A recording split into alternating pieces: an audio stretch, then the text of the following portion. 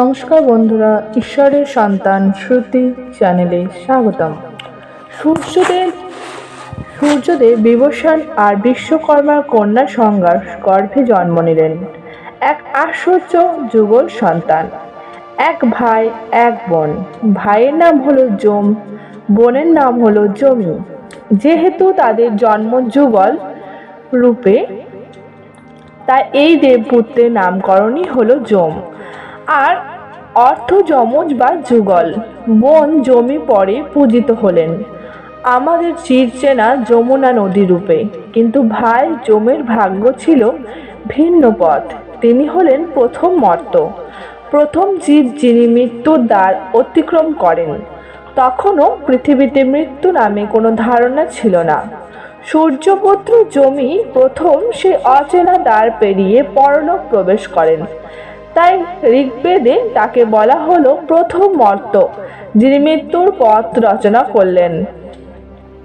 সে অজানা জগতে পৌঁছে যম গড়লেন যমলোক, যেখানে আত্মারা আসে মৃত্যুর পরে। সেখানে তিনি বসালেন ন্যায়ের আসন।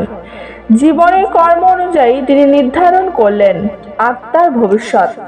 পুণ্যবান যাবে স্বর্গে, পাপী নরকে, আর কেউ কেউ পূর্ণ জন্ম নিয়ে আবার পৃথিবীতে ফিরে আসবে। এইভাবেই যম হলেন শুধু মৃত্যুর দেবতা নয়, ধর্মরাজ, অটল ন্যায়ের বিচারক।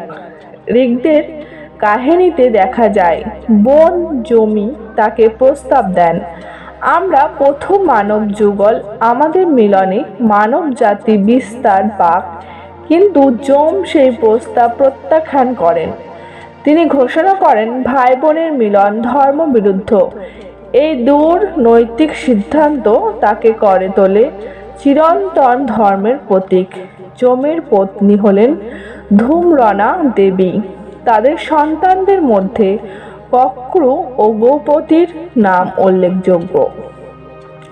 যমের বাহন এক বিশাল কালো মহিষ, আর হাতে থাকে দণ্ড।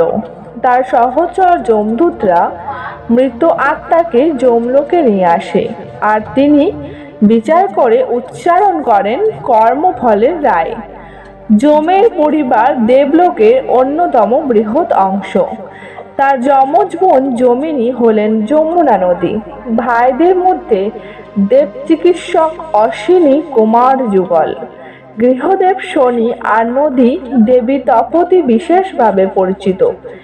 এইভাবে সূর্যপুত্র যম, যিনি একদিন জন্মেছিলেন যমজ নামে, প্রথম মৃত্যুকে আলিঙ্গন করেছিলেন, তিনি আজও পূজিত হন মৃত্যুর দেবতা, ন্যায়ের বিচারক ও ধর্মরাজ রূপে।